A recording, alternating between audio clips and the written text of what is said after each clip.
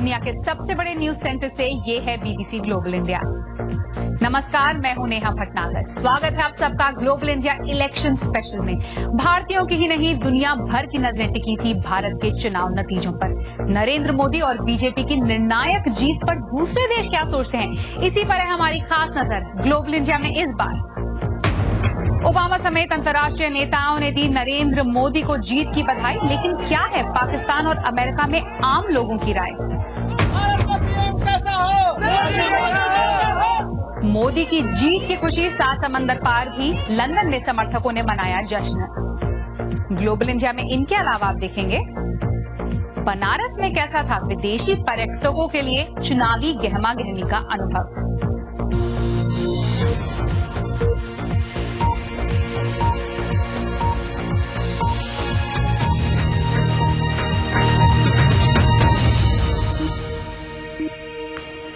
स्वागत है आप सबका ग्लोबल इंडिया चुनाव स्पेशल में। भारत में चुनाव नतीजे के बाद पाकिस्तान के प्रधानमंत्री नवाज शरीफ ने नरेंद्र मोदी को बधाई दी और साथ ही पाकिस्तान आने का निमंत्रण भी दिया। लेकिन नवाज शरीफ की भारत में नई सरकार से किस तरह की उम्मीदें हैं, ये बात उन्होंने सरकार बनने से करीब 2 हफ्ते पहले ही बीबीसी के साथ एक एक्सक्लूसिव इंटरव्यू में साफ कर दी थी। जिसको भी हिंदुस्तान के अवाम अपना नुमाइंदा चुनते हैं, वोट देते हैं और मैंडेट देते हैं, यकीनन हम उनके साथ बैठ के बात करेंगे और ताल्लुकात को बेहतर बनाने की कोशिश करेंगे। मनमोहन सिंह साहब के साथ भी हमने ये कोशिश की और आइंदा आने वाले जो हिंदुस्तान के वज़ीर आज़म होंगे उनके साथ भी करेंगे। हमने पहले भी किया है, 1999 में भी किया और फिर आइंदा भी करेंगे इंशाअल्लाह। ये तो बात हुई सरकार की, लेकिन सरहद पार पाकिस्तान में आम लोग किस तरह से देख रहे हैं भारत के चुनावी नतीजों को? इस्लामाबाद और लाहौर से लोगों की प्रतिक्रिया। आप कह सकते हैं कुछ परसेंट हो सकता है इसमें इम्प्रूवमेंट है, अदरवाइज इतनी ज्यादा उनसे एक्सपेक्टेशन नहीं है हमें। मसले तो दोनों मुल्कों के हैं, उम्मीद है आनी तो चाहिए, इसलिए ट्रेड कुछ इंडिया से पाकिस्तान आ रहा है, ये वेजिटेबल्स वगैरह आ रही हैं, हम लोग मंगवा रहे हैं, तो आगे इन फ्यूचर उनका पता नहीं। अगर कहीं टकराव की बात होगी तो हमारा मुल्क भी बात टकराव की करेगा, अगर वो फ्रेंडली करेगा तो ये फ्रेंडली होगी। इंडिया और पाकिस्तान का रिलेशनशिप मैं ऐसे ही देखता हूँ जैसे एक शीशे के अंदर आप अपनी तस्वीर देखते हैं। जो आप चाहेंगे वो आपको नजर आएगा और जो आप करना चाहेंगे वो होगा। पाकिस्तान के साथ जिस तरह के ताल्लुकात शुरू से चलते आ रहे हैं, कभी ठंडे कभी गर्म, मेरा ख्याल है उसी तरह चलते रहेंगे और मोदी साहब ये अफोर्ड नहीं कर सकते कि हमें चबा डालें, हम नहीं अफोर्ड कर सकते कि किसी भी नेबर से बना के ना रखें। तो चाहे आर्थिक रिश्ते हों या फिर राजनयिक उम्मीदें, तमाम मुद्दों पर नई सरकार से पाकिस्तान में किस तरह की अपेक्षाएं हैं, इसी बात का विश्लेषण कर रहे हैं इस्लामाबाद से बीबीसी संवाददाता हारून रशीद।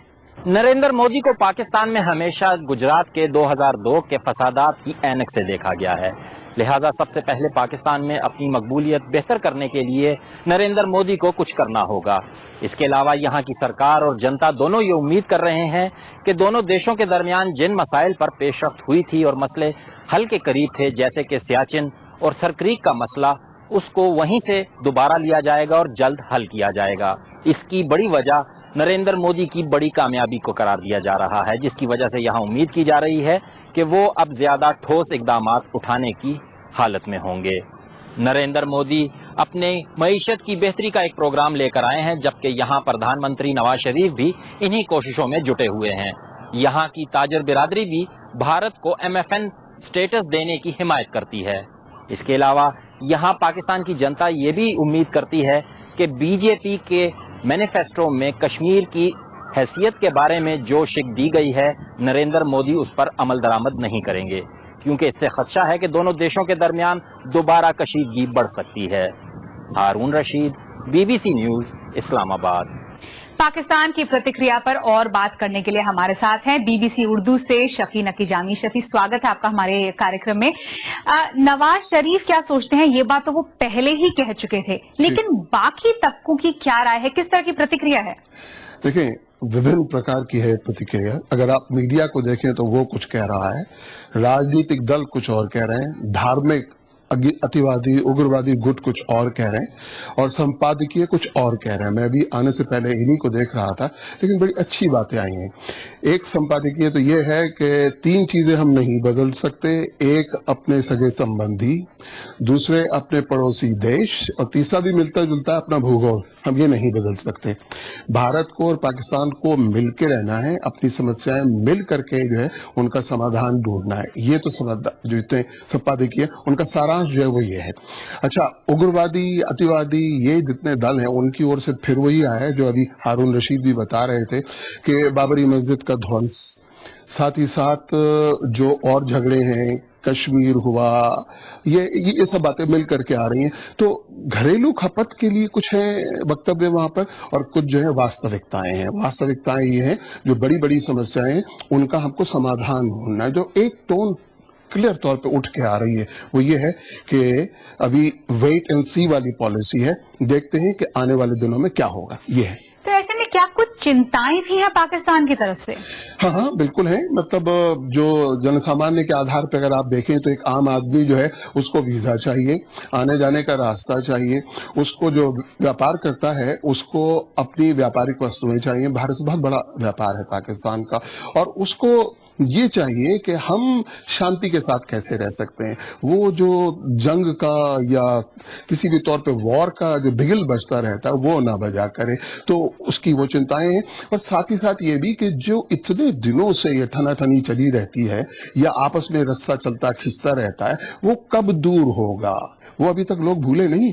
शफीना की जामी, हमसे बात करने के लिए शुक्रिया।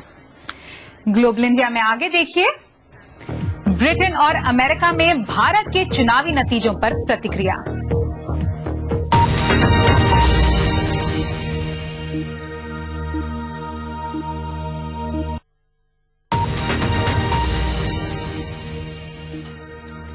लंदन में बीबीसी ब्रॉडकास्टिंग हाउस से आप देख रहे हैं ग्लोबल इंडिया इलेक्शन स्पेशल।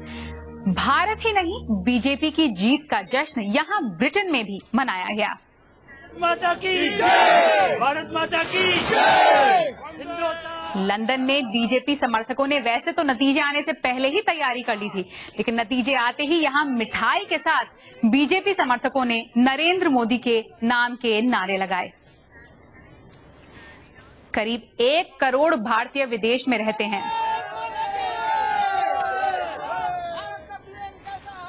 वैसे विदेश में बसे भारतीय वोट यहां रहते हुए नहीं डाल पाते, लेकिन चुनावों में नई तकनीक और सोशल मीडिया के जरिए उन्होंने बढ़ चढ़कर हिस्सा लिया।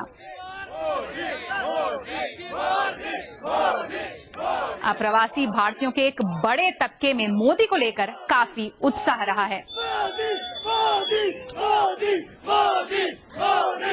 ब्रिटेन के प्रधानमंत्री ने भी नरेंद्र मोदी को जीत की बधाई दी। हमने जो बचपन में गुजरात देखा था और आज गुजरात देखा, उसमें काफ़ी चेंज है। जो हमें लगता है कि हम फॉरेन में रहते हैं, आज भी हम फॉरेन में रहते हैं, हम लंदन में रहते हैं, हमें लगता है कि यार हम तो लंदन में रहते हैं, लेकिन हम जब इंडिया जाते हैं तो हमें लगता है नहीं, ये तो गुजरात तो लंदन से भी आगे निकल चुका है। अभी रिजल्ट देखिए, 5 से 6 स्टेट ऐसे हैं जिसमें बीजेपी ने क्लीन स्वीप मिला है। मतलब कि अभी जातिवाद पे वोट नहीं पड़ रहा है, हिंदू मुसलमान क्रिश्चियन सभी लोगों ने मिलकर विकास को और नरेंद्र मोदी जी को वोट दिया है। और नरेंद्र मोदी को अमेरिका का वीजा नहीं मिलने पर लंबे समय से सवाल खड़े होते रहे हैं, लेकिन अब अमेरिकी राष्ट्रपति बराक ओबामा ने भी नरेंद्र मोदी को जीत की बधाई दी। तो बीजेपी के भारी बहुमत और नरेंद्र मोदी के अगला प्रधानमंत्री बनने को अमेरिका में किस तरह से देखा जा रहा है, बता रहे हैं वॉशिंगटन से बीबीसी संवाददाता ब्रजेश उपाध्याय। वॉशिंगटन में इस समय मैं नरेंद्र मोदी के कुछ जबरदस्त समर्थकों के साथ खड़ा हूं, जिन्होंने रात भर जगकर चुनाव के परिणाम देखे हैं और इस समय में सुबह सुबह अपने अपने दफ्तरों में भी पहुंच कर गए हैं। हम तो बहुत खुश हैं क्योंकि हमने भी नहीं सोचा था कि बीजेपी अकेले 272 क्रॉस कर जाएगी। नतीजे जो चुनाव के है वो दर्शा रहे कि इस बार डिवीजन का पॉलिटिक्स नहीं, कमिंग टुगेदर का पॉलिटिक्स है। सुमन, एक महिला होने के नाते आपको क्यों नरेंद्र मोदी की तरफ आपका झुकाव बढ़ा है? India need a big change now. We really, all of us, we need a change. So I hope Narendra Modi would do something for women empowerment and focus on women education. India में employment का इतना बुरा हाल है कि देश से इतना दूर आना पड़ रहा है, तो अभी we are hoping very good कि मतलब वो एम्प्लॉयमेंट बहुत सुधारेंगे इंडिया में, and that's very good thing that they don't need to collaborate with any other party की उनके पास अपना ही बहुत अच्छा बहुमत है, तो they will be under no pressure. जवानों को ज्यादा उम्मीद है मोदी और से। नौजवान यहाँ पे आए थे वो वापस जाएंगे शायद। बिल्कुल बिल्कुल। कुलदीप, हर रात करीब लगभग कितने कॉल किया करते थे आप भारत? पर्सनली मेरे 40 से 50 के बीच में कॉल रहते थे और मोस्टली 70 to 80% पॉजिटिव रिस्पांस मिलता था, and out of all the calls I made मुझे सिर्फ 4 या 5 कांग्रेस सपोर्टर्स मिले थे। उत्सव, अमेरिका के साथ नरेंद्र मोदी के जिस तरह के ताल्लुकात रहे हैं वो जाहिर है काफी मुश्किल भरा ताल्लुकात रहा है, क्या कुछ बदलता हुआ आप देख रहे हैं यहाँ पे? बिल्कुल देख रहे हैं। देखिए, अमेरिका में बहुत स्पेशल इंटरेस्ट थे जो मोदी के खिलाफ काम कर रहे थे और एज ए फ्री कंट्री उनका भी वॉइस था यहाँ पे, लेकिन अब धीरे धीरे सभी को समझ में आ रहा है कि भारत की उन्नति के लिए और अमेरिका की उन्नति के लिए और दोनों के विश्व में अपने स्ट्रांग पोजीशन के लिए, दोनों कंट्री के लिए ये जरूरी है एज बिग डेमोक्रेसीज कि वो आपस में साथ में आए। अमेरिका में नरेंद्र मोदी की 2 तस्वीरें हैं, एक उस नेता की जो तरक्की की बात करता है, फैसले तुरंत करता है और बिजनेस के लिए अच्छा है। दूसरी तस्वीर पर गुजरात के दंगों का दाग है। ओबामा प्रशासन नरेंद्र मोदी के साथ एक नई शुरुआत करने की कोशिश तो कर रहा है, लेकिन ये चुनौती भरा होगा, इसमें किसी को शक नहीं है। Brajesh Upadhyay, BBC, Washington. और कुछ वक्त पहले मैंने बात की लंदन में अंतर्राष्ट्रीय मामलों की जानकार मुकुलिका बैनर्जी से, और सबसे पहले उनसे यही पूछा कि 2002 के बाद से 10 साल तक मोदी से पश्चिमी ताकतों ने नाता तोड़ा हुआ था। अब बधाई तो दी गई, लेकिन असल में वो किस तरह से देख रही हैं भारत के चुनावी नतीजों को? गवर्नमेंट्स का एक डिप्लोमेटिक रिलेशंस जोड़ने के लिए उनको जो करना पड़ेगा, उन्होंने वो तो काम शुरू कर दिया है। 6-7 महीने पहले ही जो देश वीजा नहीं दे रही थी नरेंद्र मोदी को, उनके एम्बेसडर जाके खुद गुजरात जाके मिले हैं मोदी साहब से। तो और बाकी देश जो पहले बहुत ज्यादा क्रिटिसिज्म जो जता रहे थे, उन्होंने अपना नजरिया बदला है। इलेक्शन के कुछ महीनों पहले से उन्होंने बदल दिया। तो डिप्लोमेटिक रिलेशंस जो हैं, एक सरकार जो फ्री एंड फेयर इलेक्शन जीत के आ रही है उसके साथ तो उनको रिश्ता जोड़ना ही पड़ेगा, लेकिन जो फ्री प्रेस है, जो मीडिया है, वो तो हर एक सरकार, जिसकी भी सरकार हो, उसके परफॉर्मेंस पे, उसके पॉलिसीज पे, उसके मैनिफेस्टो पे, उस पे जजमेंट डालेगी। और पूर्वी देशों का किस तरह का रवैया और रुख है? नरेंद्र मोदी के अगर आप अपने ट्रैवल्स देखें पिछले कुछ साल से, उन्होंने अपने जहाँ पे वो पश्चिमी देशों में नहीं जा पाए, उसकी जगह वो साउथ कोरिया गए, वो जापान गए और उनके साथ उन्होंने बहुत अच्छा रिश्ता जोड़ दिया है। अब शायद शुरुआत वहीं से होगी। इसके पीछे चाइना का बहुत बड़ा एक प्रेजेंस है। शायद ईस्ट में कुछ ब्लॉक अगर बनने की संभावना हो तो पश्चिमी देश तो उस पर नज़र रखते हैं और शायद फिर उनके साथ जोड़ने की कुछ और उम्मीद हो सकती है। और भारत की अंतर्राष्ट्रीय छवि, अंतर्राष्ट्रीय जगह पर क्या कुछ असर पड़ेगा इन चुनावी नतीजों का? इकोनॉमिक ग्रोथ और परफॉर्मेंस से, कैंपेन से किसी देश की रेपुटेशन नहीं बनती है। ये जो सेक्युलर डेमोक्रेसी का हमारा रेपुटेशन है, इसको हम किस तरह से पूरा करते हैं, हमारे माइनॉरिटीज़ की ओर हम किस तरह से ध्यान रखते हैं, किस तरह से पॉलिसीज़ लाते हैं, हमारे पब्लिक इंस्टीट्यूशंस को हम रिस्पेक्ट करते हैं कि नहीं, हमारे इंडियन कॉन्स्टिट्यूशन को हम रिस्पेक्ट देते हैं कि नहीं, इससे हमारे देश का रेपुटेशन बनेगा। ये थी लंदन स्कूल ऑफ इकोनॉमिक्स से मुकुलिका बैनर्जी। ग्लोबल इंडिया में आगे देखिए, विदेशी सैलानियों का बनारस में चुनावी सरगर्मी का अनुभव।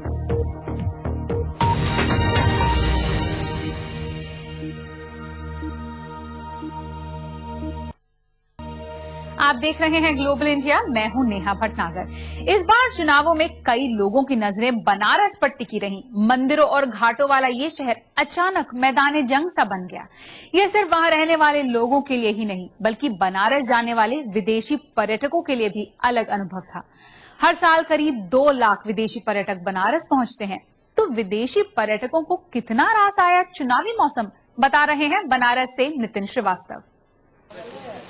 लंदन में पेशेवर डांसर जूडी कोल 1 महीने से बनारस के 80 घाट के किनारे रह रही हैं। रोज सुबह शाम घाट किनारे बैठती हैं और सुकून तलाशती हैं। हालांकि पिछले कुछ दिनों में उन्हें शांति की दरकार पहले से ज्यादा रही। हाँ, चुनाव के दौरान चुनौती तो रहती है। चारों तरफ भीड़-भाड़ के बीच शांति की तलाश थोड़ी मुश्किल होती है। मुझे दिक्कत तो हुई, लेकिन उसके बावजूद मैंने मेडिटेशन के लिए रास्ता निकाल ही लिया। बनारस भारत के उन गिने चुने शहरों में से है जहां आने वाले विदेशियों की तादाद बेशुमार रहती है। गंगा नदी के किनारे बसे इस घनी आबादी वाले शहर में विदेशी पर्यटक घूमने भी आते हैं और धर्म कर्म को समझने भी। देश में एक लंबे समय तक चले चुनावों की छाप लगभग हर चीज पर पड़ी। 9 चरण तक चला मतदान खत्म तो हुआ, लेकिन अगर जूडी कोल जैसों को परेशानी हुई तो कुछ ने इसके मजे भी लूटे। यहाँ लोग बहुत अच्छे हैं। सड़कों पर घूमने में कोई परेशानी नहीं। मैं जहाँ भी गया कोई हिंसा नहीं हुई। चुनाव का मतलब आजादी ही तो है और वही लोग कर रहे हैं। कुछ ऐसे भी विदेशी पर्यटक थे जो बनारस पहले आने की मंशा रखते थे, लेकिन सिर्फ चुनावी बुखार के चलते इरादा बदल बैठे।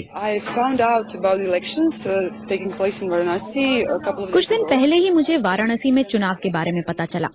मैं मुंबई में भारतीय दोस्तों के साथ थी। पहले मैं 12 को आने वाली थी, लेकिन फिर मैंने अपना कार्यक्रम एक दिन आगे बढ़ाया ताकि भीड़ भाड़ को लेकर कोई परेशानी ना हो। प्राचीन मंदिरों वाले इस शहर में पिछले 1-2 महीने में जिस तरह से हजारों लाखों की तादाद में नेता, कार्यकर्ता और राजनीतिक दल उतर आए, उससे यहाँ के लोग तो आश्चर्यचकित है, भौचक्का भी। लेकिन यहाँ पर सालाना आने वाले हजारों विदेशी पर्यटक और सैलानी जो बनारस के इन घाटों पर शांति की तलाश में आते हैं, उनकी नींद जरूर उड़ी हुई है। बनारस शहर में सैकड़ों गलियां हैं और इनमें ज्यादातर धार्मिक महत्व के लिए जानी जाती हैं। इन्हीं के बीच तमाम ऐसे खाने पीने के स्थान उभर आए हैं जहां शांति की तलाश में आने वाले विदेशी अपना आधा समय बिताते हैं। लगता है जैसे इन्हीं में रम गए हों। कई ने चुनाव के समय हुआ भीषण प्रचार अपनी जिंदगी में पहली बार देखा और अपनी यादों में कैद कर लिया। I'd rather say it adds to the color really, because if you want to isolate yourself in some way to a quieter area where there is. अगर आप चुनावी हलचल से अलग रहना चाहते हैं तो रह सकते हैं। वैसे इससे चुनावी माहौल में रंग ही भरता है और शहर के मिजाज का भी पता चलता है। इस शहर का अपना एक मिजाज है, एक रफ्तार है, लेकिन हाल फिलहाल में शहर पर जितनी भारतीयों की नजर बनी रही, उससे थोड़ी ही कम विदेशियों की भी। चुनावी कोलाहल के बाद एक बार फिर से ये प्राचीन शहर अपनी रौ में लौटने लगा है। नितिन श्रीवास्तव, बीबीसी, बनारस। चुनाव से जुड़ी खबरों के बाद एक नजर दुनिया भर की कुछ और बड़ी खबरों पर बीबीसी ग्लोबल एक्सक्लूसिव राउंडअप में। पश्चिमी तुर्की में सोमा पहुंचे बीबीसी संवाददाता राजेश मीरचंदानी, जहां एक कोयला खदान में हुए विस्फोट में 280 से ज्यादा खनिक मारे गए।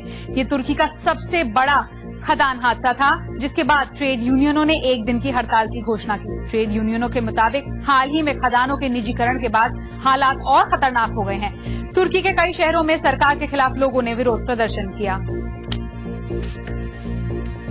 नाइजीरिया के उत्तर पूर्वी प्रांत बोर्नो पहुंचे बीबीसी संवाददाता जॉन सिम्पसन, जहां चरमपंथी संगठन बोको हराम लंबे वक्त से हिंसा फैलाता रहा है।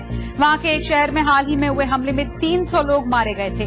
बोको हराम ने करीब 1 महीने पहले 200 से ज्यादा छात्राओं को अगवा किया था। यहाँ कई लोग नाराज हैं कि लड़कियों के अपहरण पर सबका ध्यान है, लेकिन उनके इलाके में हुई हिंसक वारदातों पर नहीं। यहाँ पिछले 1 साल से आपातकाल घोषित किया गया है, लेकिन चरमपंथ रोकने में कुछ खास कामयाबी नहीं मिली। थाईलैंड की राजधानी बैंकॉक में है बीबीसी संवाददाता जॉनथन हेड। यहाँ एक सरकार विरोधी कैंप पर हुए हमले में 3 लोग मारे गए। थाईलैंड में पिछले साल से सरकार के खिलाफ विरोध कैंप चल रहे हैं। हाल ही में पूर्व प्रधानमंत्री यिंगलक चिनवाट को कोर्ट के आदेश से हटाया गया था, जिसके बाद उन्हीं की पार्टी के पूर्व वित्त मंत्री ने उनकी जगह ली। प्रदर्शनकारियों की मांग है कि थाईलैंड की अंतरिम सरकार को हटाकर नया प्रशासन नियुक्त किया जाए।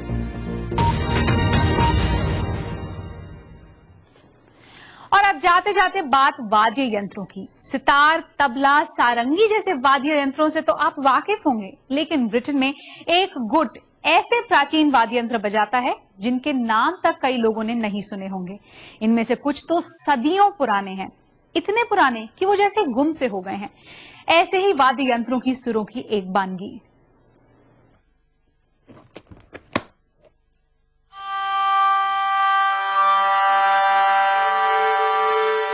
एक जमाने में पेरिस के कुछ संगीतकार थोड़े अजीब और पुराने से वाद्य यंत्र बजाकर लोगों का मनोरंजन करते थे। ब्रिटेन की क्लेयर सेलोमन इन संगीतकारों से इतनी प्रभावित हुई कि उन्होंने ऐसे वाद्य यंत्रों को सहेजना शुरू किया और बाकायदा एक सोसाइटी बनाई।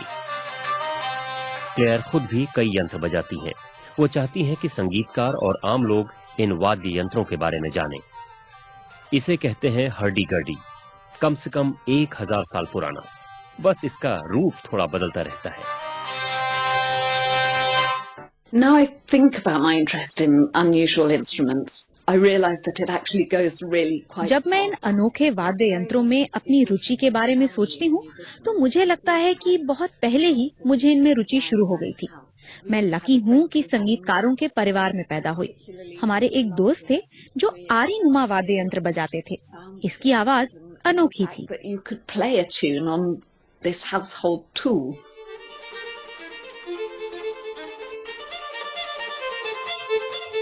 क्लेयर एक और पुराना वाद्य यंत्र बजाती हैं जिसे नेकल हरपा कहा जाता है। ये यंत्र मध्यकालीन है जिसे बजाने में दोनों हाथों का इस्तेमाल होता है।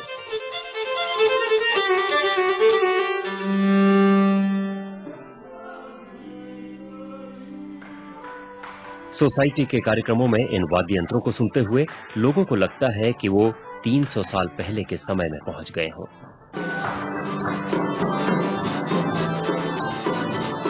I really don't have any worries about मुझे ये डर नहीं है कि ये वाद्य यंत्र कब तक रहेंगे, बल्कि मेरी चिंता तो ये है कि ये अलग से कब तक रहेंगे।